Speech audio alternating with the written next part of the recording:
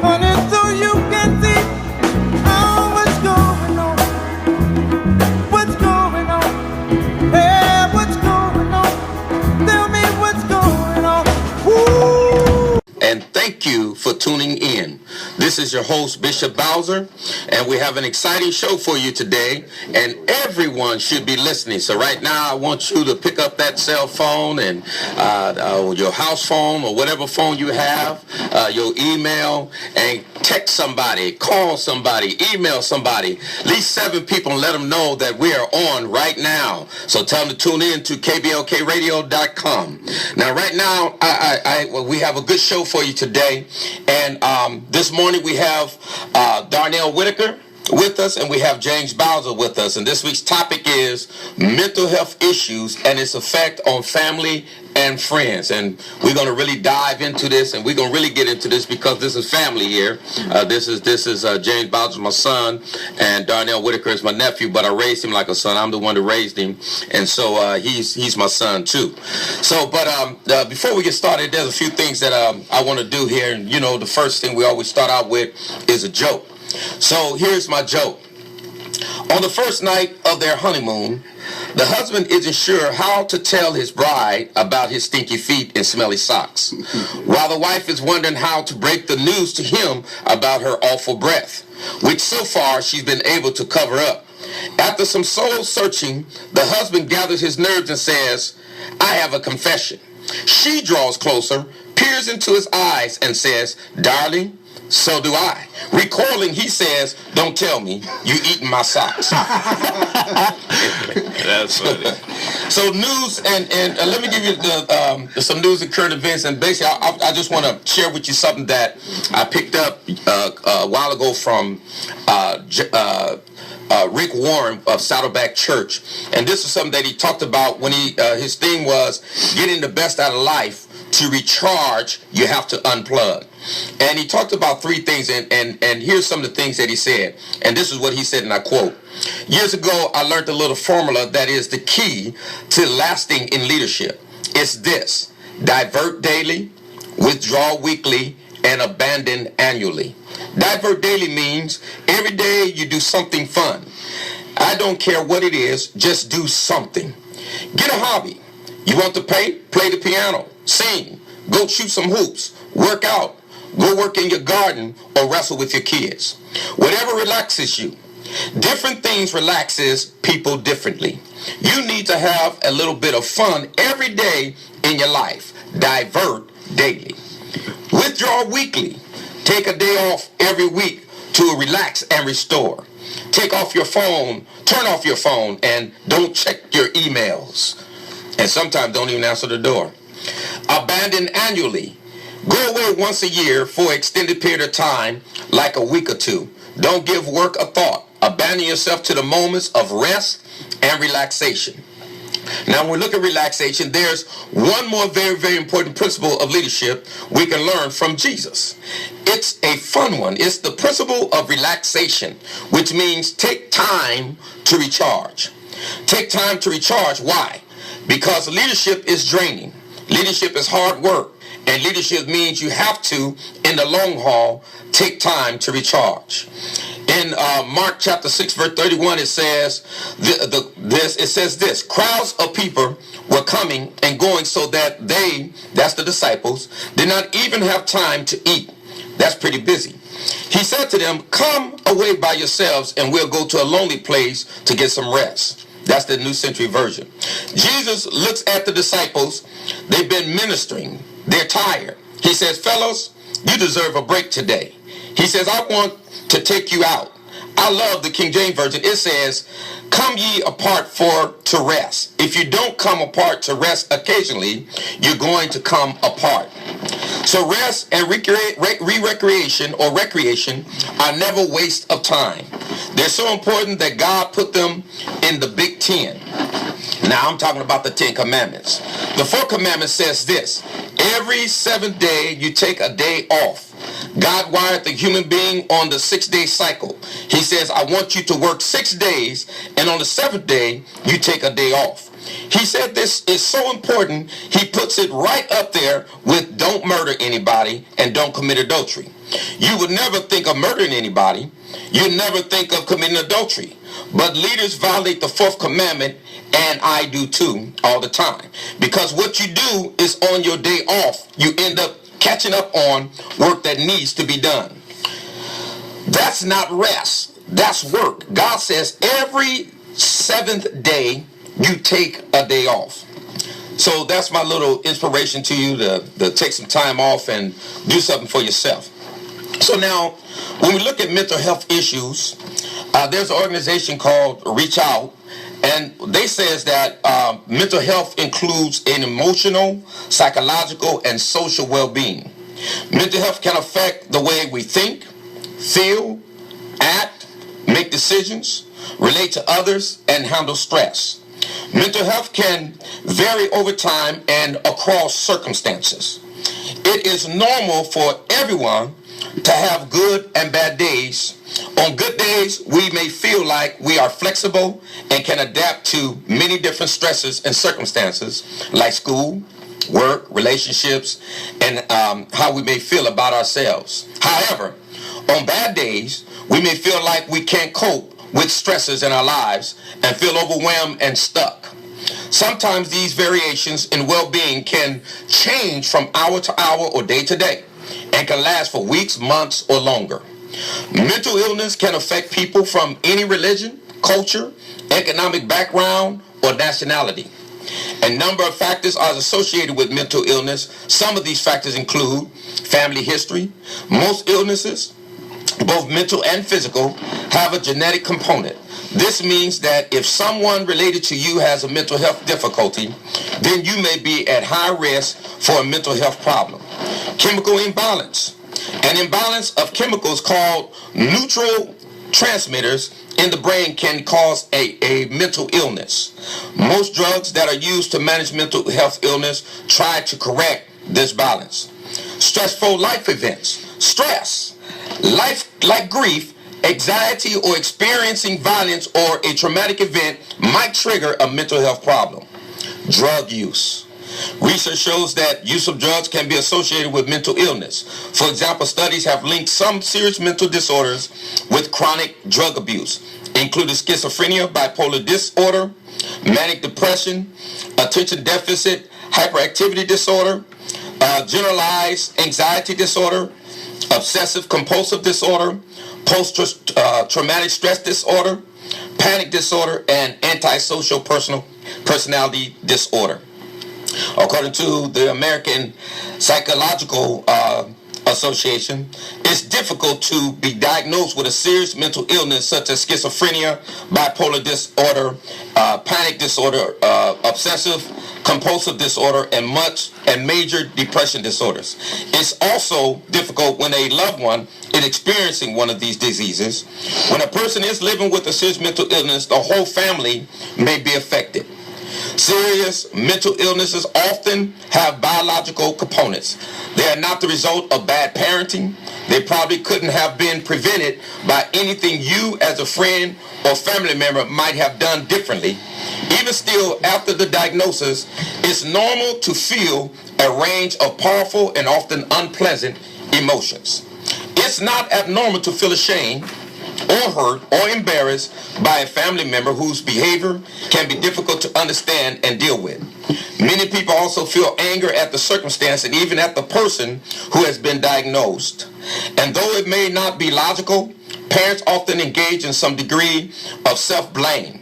Such feelings of shame and anger may also go hand in hand with feelings of guilt. Grief is also common. Now I want to welcome to the show here Mr. Darnell Whitaker. Welcome to What's Happening Now. Thank you a lot. So welcome to the show, brother man. Hey, what's up, Pastor Bowser? All right, it's good to have you here. Now Darnell, tell our listeners here, how old are you? I'm 28 years old, 28 and sexy.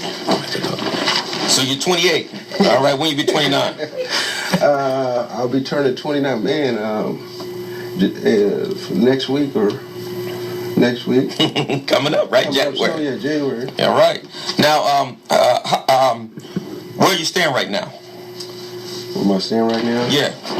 All right, the truth about it is, I stay in like an independent living program for like a mental health, mental ill.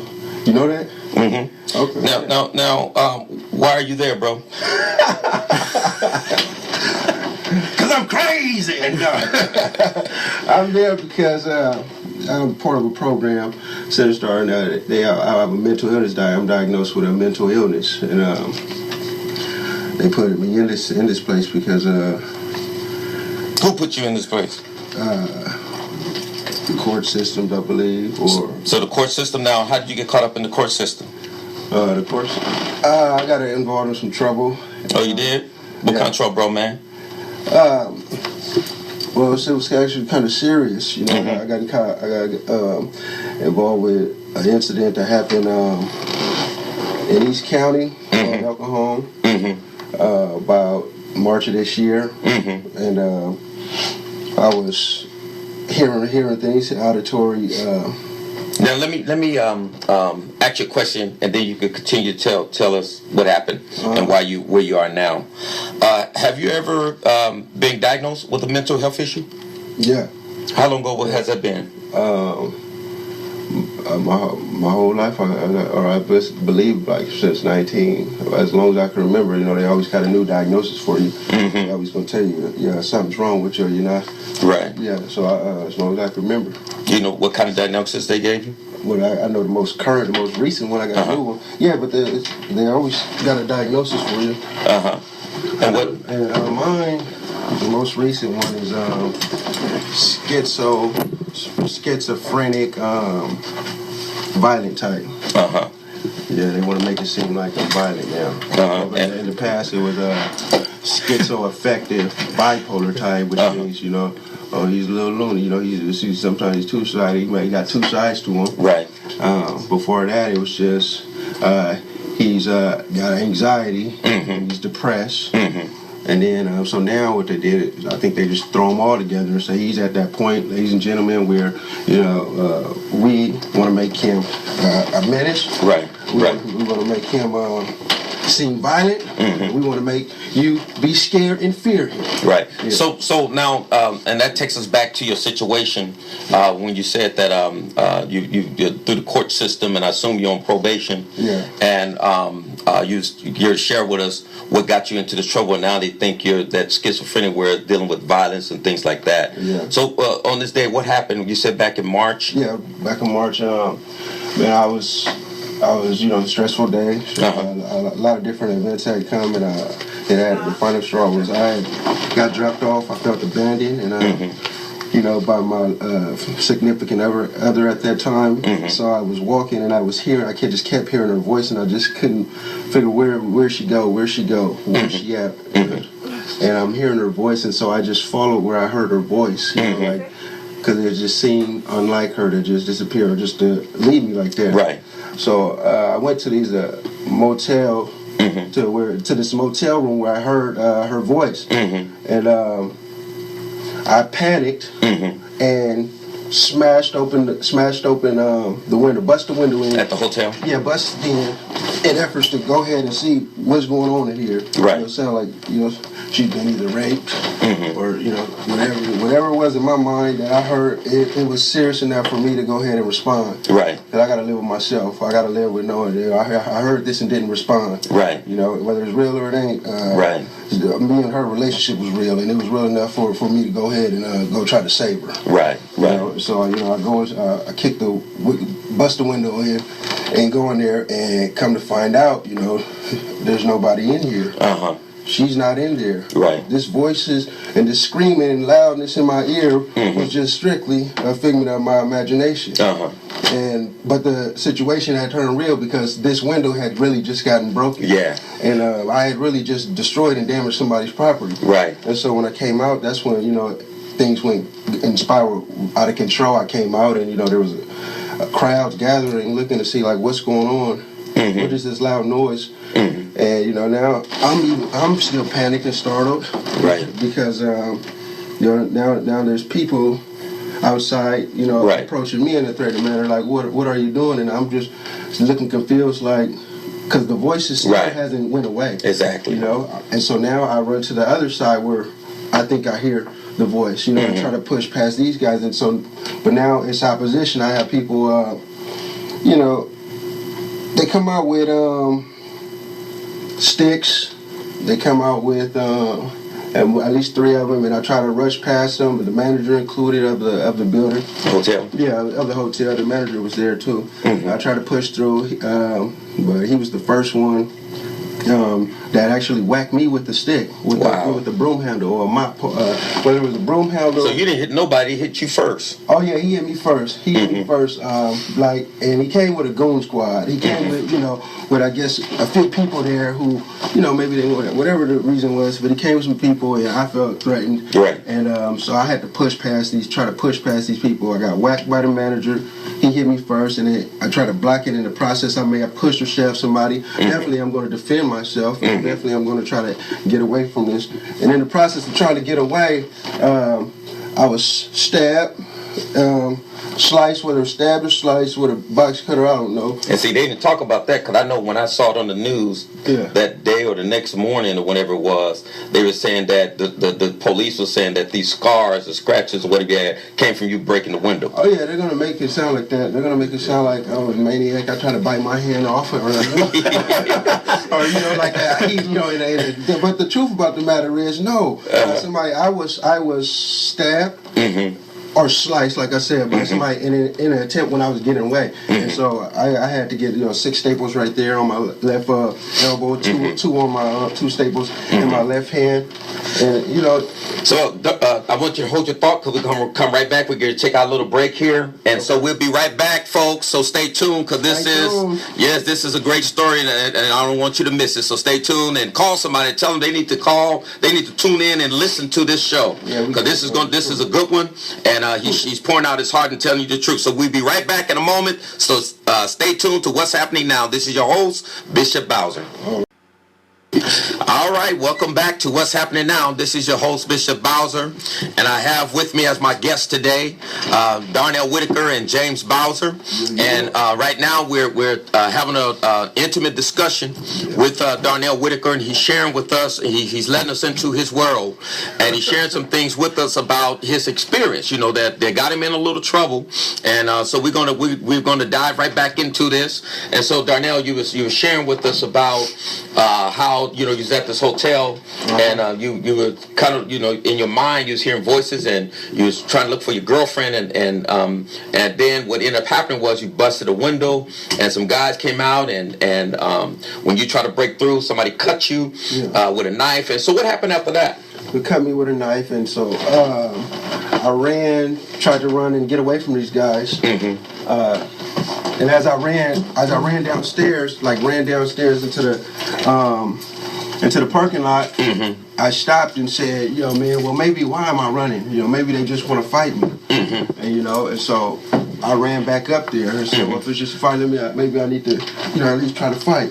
Right. I got to live with myself. I always got to live with my behavior, my actions, and I can't just live with knowing I just ran. It ain't. And so we'll go back up there and, they start with the sticks again, the stick attacks, and kind of bam me like the Flintstones. And I ran. This time I run. Now, in the process of running this time I did make an attempt. This time I did at least punch somebody, and I hit. And that's when the story says I hit the manager. Oh yeah, open the door, hit the manager. Yeah, they try to make it say I opened the door and hit the manager. No, he was up there trying to attack me. Right. And so when I ran up this time, this time I'm in a panic. This time it seems so unreal because I see this manager really is involved with it. This guy that owns the place, owns the building. Right. Not only is involved with it, but initiating it. And so when I run this time, I ran and I'm running in an attempt to get away and duck for cover.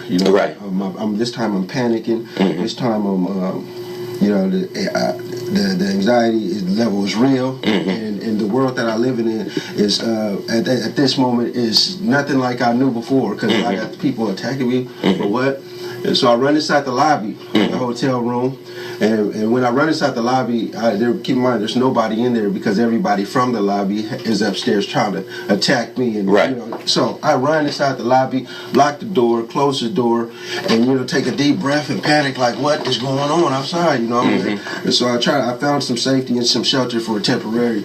And when I do that, that's when I notice I'm bleeding all over. I'm bleeding, I'm out of breath, I'm dehydrated. And keep in mind, ladies and gentlemen, that with this incident upstairs, the fight that was occurring was a scuffle and a fight that occurred for 4 minutes. Okay. It's later revealed that I was up there fighting for 4 minutes. I don't know if you ever tried to fight for 4 minutes. That's a long time. Yeah, to be running back and forth, not just from one person, but two, not two persons, but three, and all of them's armed. Right. So that's a long time to be, trying to defend yourself. And so I'm dehydrated, and I'm bleeding, and I'm leaking, and my blood is spilling out at a rapid pace. Right. Fast. So I'm behind these walls. I'm in this lobby room, and the door, it's locked, and I'm breathing. I'm mad now, because I'm seeing all this blood. And now I'm mad and furious and angry. Right. And I'm so angry, I start, destroying things, smashing everything that I see. And I look over, and of course I see, I see a cash register. I'm inside the lobby. I'm inside this place, and you know what? For my pain and suffering, I'm taking all of this money.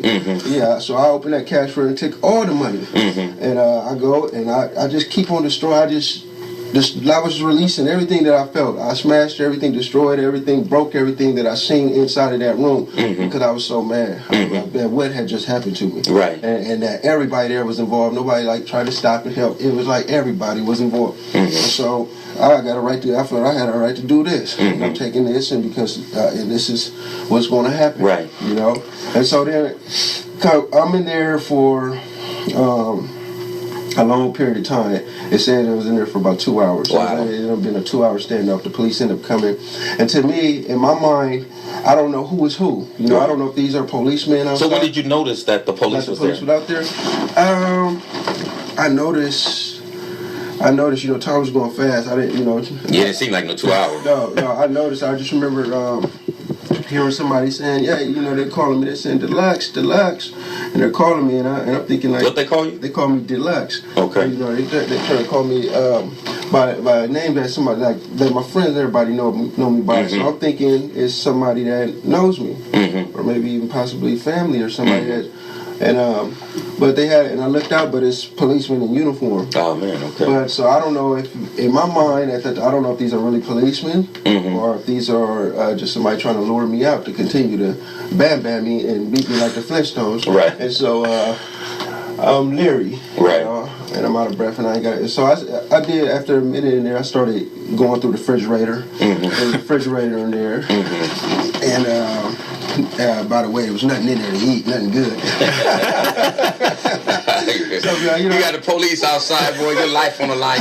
You talking about? Let me tell you why I'm going. Because in my mind, there's a fight going on. There's a marathon going on. There's an event. So when I go inside this refrigerator, I start putting back in the nutrients in my body. I started preparing. I started drinking milk. I started preparing for, I'm going to need this because I might be running for a long time. I might be out there running, and I'm just preparing myself. Right. Because eventually, and so I started drinking, eating frozen spinach. I'm pie now, I'm drinking milk. And so eventually it comes. I hear dogs, and I'm getting scared. I started preparing. I poured water all over the floor in case somebody run in, they'll slip. Fall on me. I turned the stove on, turn the gas on. Just for worst case worst, I'm gonna blow this whole. Everybody gonna die today. I'm gonna blow this whole building up. And then I just in my mind, I was in a militant tactic mode, my frame right there. I'm inside of there, and I'm trying to think of everything to survive. I'm just, and that's all that my mind was. And at the same time, you're not really sure if these guys are police officers. I'm not sure if these are the police. I'm not sure why this event is even really happening. All I know is that I'm really am bleeding, right? And that I'm really in this room, and at this time, keep in mind that whole time, I kept looking around. I could not find a cell phone. Couldn't find a phone. Couldn't find, to call for help. To call somebody Now let me ask you this. So when did you decide to go outside? I decided to go out when I felt, there's nothing else for me to do. I'm already ate enough of things, drank enough water and milk, and ain't nowhere to go that way. And he lured me out by once again appealing to my mind by telling me, "Hey, Darnell, just come out with your hands up. We just come out and put your hands up. Just come out and put your hands up." Come out, it's like put 'em out, like if you want to put your dukes up or something. Like, so in my mind, I came out only because I thought, well, just come out, we just want to fight you. Just come out. So, like, when I saw in the video, and one of some of the commentary they gave on the video, like when you had your hands up, they said, but the police are saying you had your hands up, but also looked like you was ready to fight. Yeah, that's because in my mind, in the back of my mind, this could really be the police. And this, and these could be the police as I know them that are trying to protect and serve, or these could be, some imposter, somebody that's just saying, "Come out, we'll put your hands up." And so I was aware of that too. And so I came out in a defensive manner, just in case it is, really a fight. You had your hands up, but at the same time ready in case. Yeah, just in case. So I think it was both sides. So what happened next when you went outside? Oh, so I go outside and I got my hands up, and it's the police, but I got my hands up like this, and next thing I know, I'm being slammed into the concrete. Slammed into it, slammed where, and it wasn't because nobody grabbed me and slammed me. And I didn't find out this till later, but I was getting slammed into the concrete because I had just been hit with a voltage of electricity that shot through and went through my body and slammed me to the concrete. So you didn't realize that you'd been tased? That I was been tased. No, I didn't know. I just know I'm on the ground. I just know that the ground, and then I know there's dirt's in my mouth. Which it turned out not to be dirt, but really my tooth, my bottom tooth, and so I'm spitting out my tooth, and I'm trying to get back up because I don't want them to bury me in the ground. I don't want them to, in my mind, this is what happened. They got a hole right here. They're about to bury me right there. I'm trying to get back up, and just like I thought, in my mind, the distrust came back. These ain't the police. And so I shouldn't have came out. Or if I did, I should have just blew the building up. In my mind at that time, because I trusted you. I came out with my hands up. You shot me, not once, but twice. And each shot, ladies and gentlemen, you got to realize when they tase you, they do it in cycles of 5 seconds voltage. And so they recharge. 2 different officers shot me with 2 different guns. Wow. And each gun that they shot me with, they reloaded twice, which is 5 seconds of shock. Then I'm gonna do it again to you, just for good measures, another 5 seconds. Wow. And then so we got 2 guns on me, so that's a total of 20 seconds. So when you're trying to get back up, they tased you again? Yeah, it kept tasing me. How many times you got tased altogether? 4. It was 4 cycles. So it was 4 cycles, which was twice, 2 guns. Wow. And, 4 times. So basically 4 times. Wow. I got sacked 4 times. I learned all this later through the reports. At that time, I didn't know I was even being tased. I got you. I just know that I was on the ground, and I couldn't figure out why. And then by that time when I finally got handcuffed and was let off, and I was bleeding everywhere, and I was just spit out my tooth, my bottom tooth. By the way, I'm highly, highly mad at him about. Right. So when did you come to yourself and realize that, you know what, I'm in trouble? Even still, then, when I when I was in the hospital, this was still all unreal to me because how long were you in the hospital? I believe I was in the hospital for 5 days. 5 days, and that's amazing because I don't know, James, if you called me, somebody called me and said that Darnell was on the news, and that's when I found out, and I went and found the clip to look on the news, and I saw it. I saw them when they tased you. You can see it on the news, and you saw it yourself. You saw the clip of that, and I think they had a video at the hospital. But with me not knowing what had happened, I was just glad they didn't shoot you. I was like, man, okay, thank God they used the tasers rather than the guns. You see all these guns, and the way they're narrating the story, you're going, on a rampage and with a bat and everything. I was like, oh God, thank God they didn't. I wanted to go and shake the officer's hand and say, thank you for not killing my nephew. But then when you hear the story, it's like, wow, okay, they do have to protect and serve, and so they're, them not knowing your situation, we can understand. There's a standpoint too, especially with young black men being killed all over America by law enforcement and so on. It is we do thank God, and it is a good thing that didn't get shot with a gun, but it's a horrible thing that you did get tased, and that your situation even escalated worse. Because I know when I found out, I tried to find out where you were. I called hospitals, I called the police department, I called everywhere. Nobody would tell me anything. Anything till you called your mom, and then she called and told me. I like to clear up too and say that never did I have any weapons. Right. Never did I have a bat. Never did I have a knife. Never did I have any weapon. And so that was the reason that they tased me, that they gave the media, that they gave, was that it was an armed man that was on a rampage. So I never was armed. There never was a weapon found. Right. Okay. And I did come out with my hands up. Right. Which means they shouldn't have done that. They shouldn't have tased me. Now let me ask you this. Because I know you don't know this. They were talking about all these different felonies you were charged with. That was in March, and you out now. Yeah. How many charges did you have on your books when you? When I went there, they threw. Before they threw out, how many felonies did you have? Do you remember? It's about 2 counts of robbery, 2 counts of burglary, like vandalism, and assault and a deadly weapon. That I can remember right now. How much time were you looking at? They came with a deal. They offered me 15 years. If I take 15 years and 2 strikes, that could be the deal.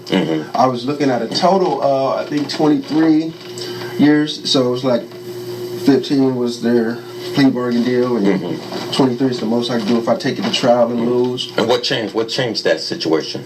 What changes the evidence, and with the truth, the truth of the matter. They got the video. The video footage. They have video footage at the hotel that the manager did try to sabotage and hide and keep from them. The officers, however, the law, they did come in and they subpoenaed it, took all the evidence with the working with a I had a lawyer, the public attorney who did believe in my story, who was kind of interested, something didn't seem right. And what didn't seem right was that the fact that I was mobbed by the manager and a group of guys because I had just broke their property. But they didn't want to tell that part. And so I was hit and attacked first. They were the ones who actually had weapons. That's how it got misconstrued, as I was the one with the weapons. And so when they seen that, the story changed as far as this was not something they wanted to chance as taking it to trial. Because and then your lawyer filed a 995 also, right? Yeah. And what charges did they drop on that? That was the robberies. Those were the robberies. There was no robberies. Robberies, ladies and gentlemen, is something I learned, and I'm going to share it with the world. Robbery, the definition of robbery is anytime there's a theft by force or fear. Meaning you steal something and somebody fears for their life, or you force them to give up their property. And nobody was there. And there never was. I never intended to steal nothing from nobody, and I definitely didn't steal nothing by forcing nobody or fear. If anybody was fearful, it's more like burglary then. Yeah, if anybody was fearful, right there was me. I was the one getting jumped. So what you ultimately get charged with? I pled to a burglar, and the burglary I pled to there's different type of burglaries. I pled to a burglary only because the manager lived inside the lobby. So I entered his place of residence. So that's a violent felony. I run inside there. He lives inside. He wasn't in there. So that was the burglary, the burglary part. And I think there was a assault. There was assault without the intent to harm or something like that. So then you went to court. You pleaded to the felony. They gave you how many strikes? They gave me a strike. And how much more time did you have to do? How long were you in it after you made the deal? You went to jail in March. When did you make this deal? I made the deal. I don't know when I made a deal, but whenever I made the deal, the deal was I do a strike in a year, I count a year, which is only a total of 6 months. And when was that?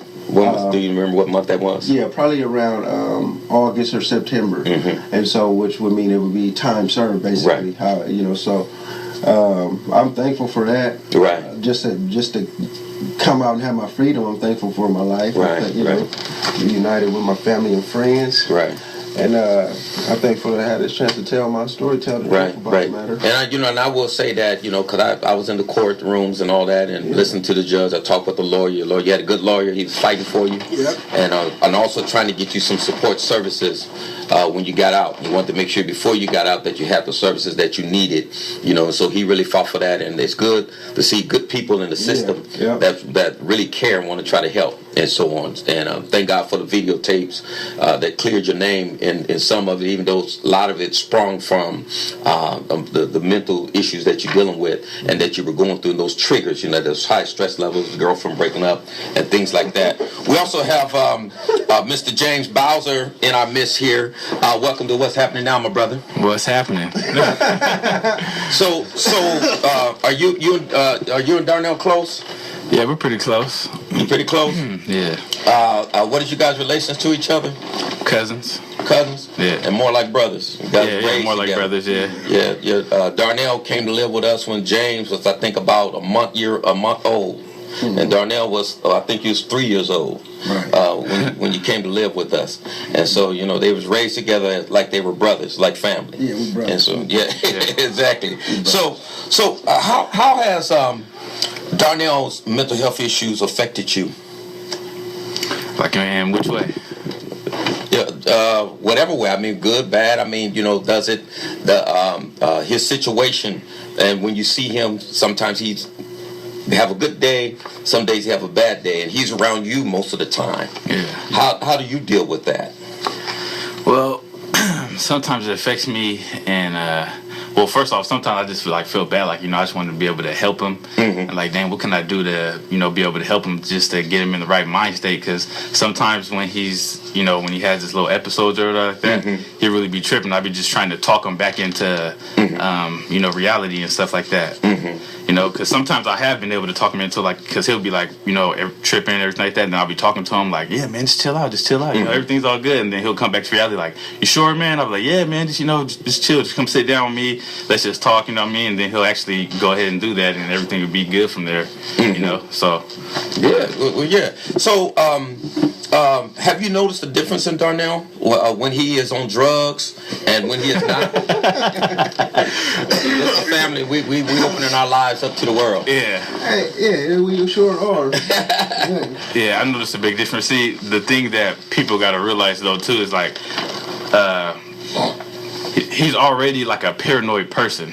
So the drugs already just enhances that and makes him even more paranoid about everything. Because if you hang around him, you can already tell that he's just paranoid. He's always watching his back and everything like that. So so the drugs just enhances it and make him even more paranoid. And then then he'll start tripping. That's when he starts tripping. So now can tell us what the difference is when he's on drugs and when he's kind of at one of his better days, where he's seemed to be, doing okay and coping well. Yeah. Okay. So when he's on drugs, it's just everybody's out trying to get him. He don't trust nobody. Even me, sometimes he'll be thinking I'm out to even get him sometimes. But then I'll be like, nah, man, what are you talking about? Then he'll be like I told you, calm down about the situation, and then he'll just come back to reality a little bit. And yeah, but the most thing is he's just more paranoid than anything. Let me say something right there. My good days look like this. My good days look like sitting here with my family, right? Yeah, safe, comfortable, laughing. We can joke. We have a good time. And if something go down, we all involved. But ain't nothing gonna happen right here. Right, exactly. And so my bad day, if I was chilling here with you guys, I would think that you guys are looking down on me. Okay. And see, I would think that whatever my thoughts are, or your thoughts, or my thoughts are only influenced by your thoughts. With me, you're trying to put those thoughts in my head. Gotcha. And so, and a lot of times, or the drugs, they can play on your insecurities. They can play on whatever you feel about yourself. You feel low about it, so you think they looking like that about you, or something like that. So this is a good day for me right here. Amen. So James, what is your greatest challenge in supporting Darnell when dealing with his mental health issues? Because you're around him a lot, you play a big part in this. Yeah. Mostly just trying to, keep him sane and trying to, talk to him and let him know that everything's all right. Because when he does start acting a certain way, everything that's the most thing that he's worried about is that everybody's out to get him. I'm just trying to let him know that he's loved, he's with somebody safe like me, and that he don't got nothing to worry about. Because his main thing is that everybody's out to get him. So I'm there to trying to comfort him, let him know that ain't nobody trying to get him, and I got his back, and I'm watching out for him and looking out for him, and that ain't nobody gonna do nothing to him. I'm here with him, I'm family, and you're here with a loved one. You know why that was though? why he may say everybody's out to get me. If I got a mentality that everybody's out to get me, it's because that stems from my worstest fear and my biggest nightmare that I ever lived. You know, the experience that I experienced where that was my reality, where everybody was out to get me. You know, and that stems from being locked up, right? Yeah. Right. And that's locked up, incarcerated. So then that's a whole nother issue when we talk about mental health issues, because I know like in the jails talk about, you know, they have this high percentage of people who are suffering from mental health problems in jails. But, you know, what I also think, and you guys can share this with me, is that I believe a lot, you know, a person can go in jail perfectly normal. And because of the situation. And can you talk about that a little bit? Yeah, actually know somebody. I was staying in a hotel. They had their cousin or something like that.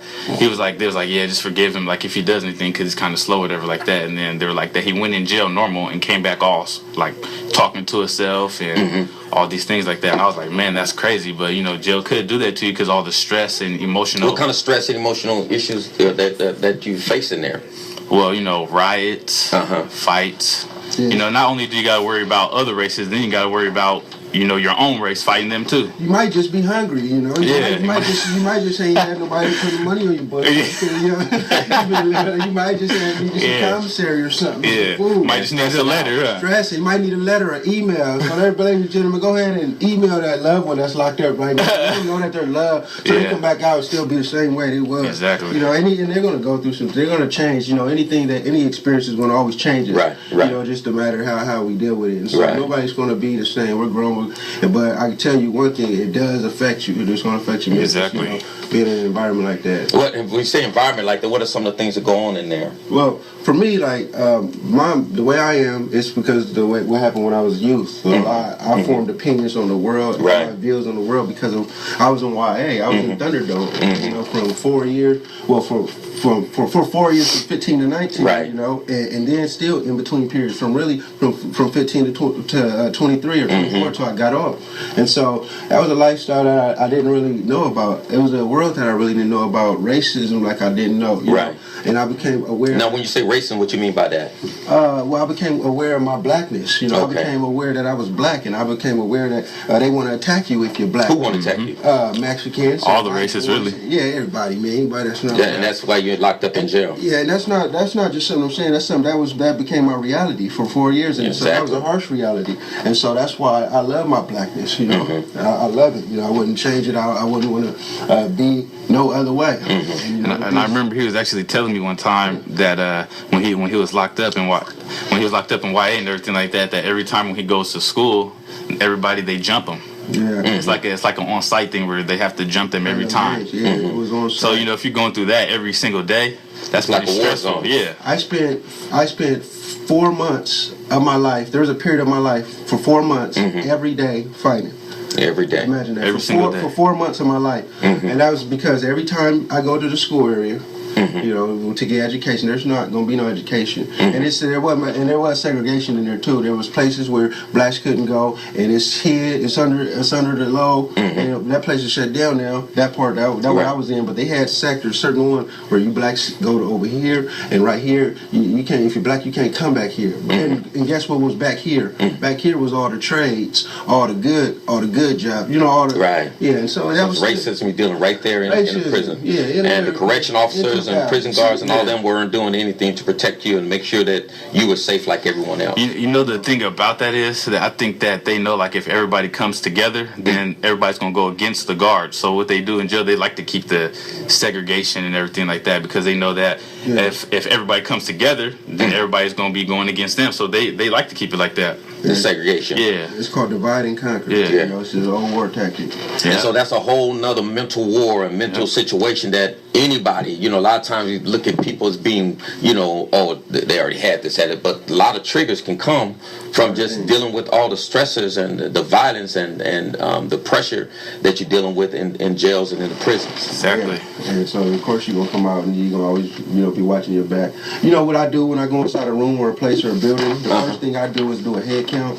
In my mind, mentally, I'm seeing how many blacks is in here, how many, you know, that's how my mind still works. How many Mexicans is in here, and how many, that's the first thing my mind up, boom. So I'm trying to see, you know. And you know the amazing thing to this, and I know the prisons, you have your politics, but the amazing thing is when we're out on the streets, we say black and brown. You know, we're the blacks and the Latinos, we try to hang together and fight against racism. But then when you go in jail, it's totally opposite. It seems like blacks to themselves and the whole world or all the other races basically against them, except maybe some of the others that you have when they have the racial categories. They have the others. You know, like you might have the Chaldeans, the Asians, and things like that. Right. That they pretty much are being oppressed too. I would assume. Yeah, they do. Man, I just want to say I love my blackness. I am black, and man, if you black, just remember that black is beautiful.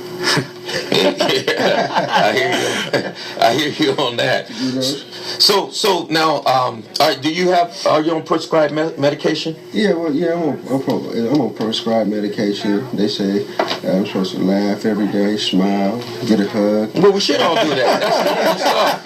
But I think I really think that we all get in stressful situations. Yeah. Mm-hmm. And we all have triggers in our lives that can cause us to become depressed or paranoia or whatever. Mm-hmm. And I know drugs can enhance this and magnify it to various degrees, and sometimes we do have maybe a chemical imbalance or we have something else going on in our lives that causes these stresses, but I believe that it can be maintained if we have the proper environment to live in, like you were saying. You gotta have the proper environment. You gotta have proper support. Right. You can't. See a lot of people that have a misunderstanding about mental illness. So they're not going to quite understand it. They're not going to know how to deal with it. Right. And so that right there could conflict with the person. The person already feel like you're out to get me, and then you just feeling like, why are you acting like this? Mm-hmm. Well, now that they're going to take that negative energy that you just gave to them and say, well, man, he is out to get me. Now let me ask you something, because I know that when you said you was in the hotel and you was going to blow it up. Yeah.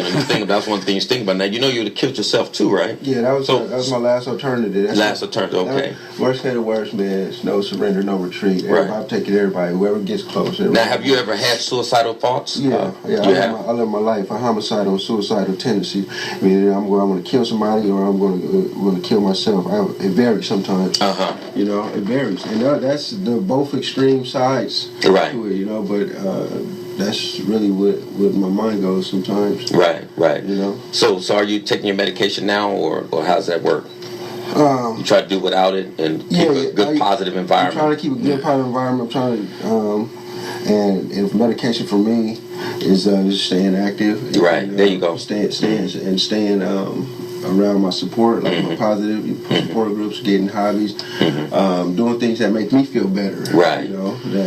So I don't have to have low self-esteem and feel bad, or Right. I just do little things like this, things that make me feel good. Therapy. That make me feel like somebody. Right. I feel a part of something other than walking down a lonely hotel room or something. Just like exactly. Feel like something. I think sometimes medication can make things worse. Yeah, absolutely. Like that. That's why it's better that he's just doing it the more natural way, because he can get on that and then he can become dependent on that, because that's still a drug too. Yes, it is. The medication is still a drug. So you jump from one drug to another. That's just putting more drugs in his body. So that's not going to help anything. Yeah. So it's better just to have, like you said, positive support and people around him that can help him more than just push some drugs in the system. Right. Exactly.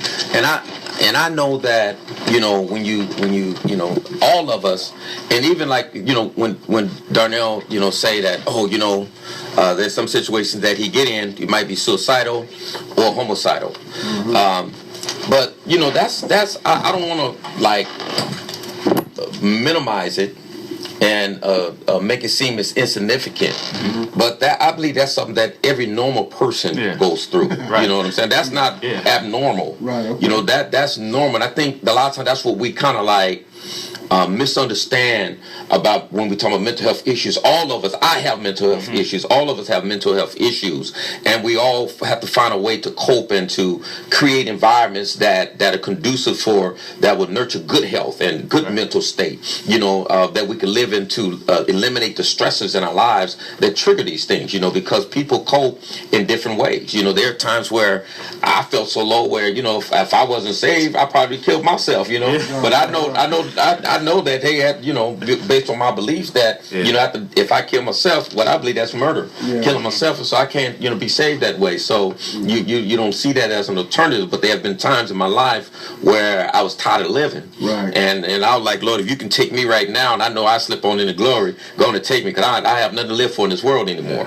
I've been in places where I've been so angry where, I'm plotting it to kill somebody, So I think we all, I don't think everybody go to that degree, right. But I know, we all have our issues that we deal with when it comes to mental health, right. And we got, that's why we got to support each other, not only as family, friends, but as a community, we have to come together. And I think that mental health issues, they kind of treat it as a taboo thing, and we don't want to talk about it. We don't want to deal with it. We want to sweep it under the carpet, but we can't do that. We have to deal with these issues. We have to be more upfront with it. We got, there's a lot of support and a lot of help out there. And then, let me say another thing. Not to cut you. No, go ahead. I want, and then a lot of times, just based on the way I was raised and things like that, we can learn that, a lot of times we can feel as though, you just need a little bit of prayer, or you got the spirits or something, ain't nothing wrong with you, right? And so you for me a long time I never accepted. I never accepted no diagnosis or nothing like that. Right. I never really, because and they'll call it being in denial or whatever. But the bottom line is, I think we're addressing that. There is things that can happen to you, experiences that can happen that can cause your brain to tick a little different. Yeah. And if it's a mental illness, I think we're all guilty. Right. Exactly. I know I am. We're all guilty, I know I am. It just depends on what triggers you. Right. Everybody has a trigger. Exactly. And we have to watch those triggers. I've had homeboys when I used to bang, that, when they would do drugs, they would lose their mind. Of course I lost mine too. Yeah. But after they came down off the high, they were still, in another world somewhere. So we all handle things differently, and it affects us differently. We have different makeups, a body makeup, or the chemical, what they call chemical balance or imbalance, whatever you want to call it. We're made differently, and so drinking can affect me differently than the way it affects somebody else. Exactly. It's just like marijuana. When I was out there smoking marijuana, I began to have some mental health issues when I smoke marijuana, but I get paranoid. I see two people talking, I'm like, man, they talking about me. I'm thinking somebody to get me and all kind of stuff. So I said, man, I can't smoke this stuff because it's messing with my mind and messing me up. So we have to most definitely make sure that we reduce our stressors and reduce the things that cause trigger in our lives. So I want to thank Darnell, Whitaker, and Jay Bowles for being on our show. It was an honor and a privilege to have you on. And I'd like to encourage my listeners to come by and visit our church worship service Saturdays, 11:30 at 610 South 30th Street. That's San Diego, California, 92113. Thank you for listening, and tune in next week for another great show on What's Happening Now with your host, Bishop Bowles on KBLKradio.com.